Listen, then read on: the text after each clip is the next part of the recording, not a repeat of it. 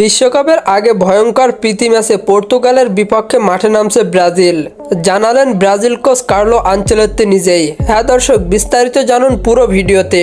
2026 বিশ্বকাপের আগে নিজেদের প্রস্তুতি চূড়ান্ত করতে বড়সড় চ্যালেঞ্জ নিচ্ছে ব্রাজিল।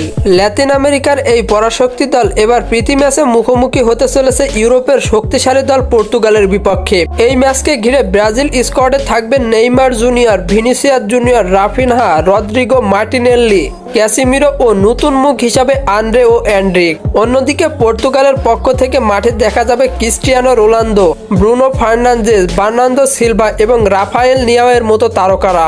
বিশ্বকাপের আগে এমন একটি হাই ভোল্টেজ ম্যাচ খেলতে পারাটা ব্রাজিলের জন্য একরকম ভয়ঙ্কর প্রস্তুতি। কোচ আনচেলত্তি বলেন, এই ম্যাচেই আমি চূড়ান্ত সিদ্ধান্ত নেব কারা বিশ্বকাপের মূল স্কোয়াডে থাকবেন। বিশ্লেষকরা বলছেন এটি হবে দুই ফুটবল মহাদেশের একটি গুরুত্বপূর্ণ লড়াই।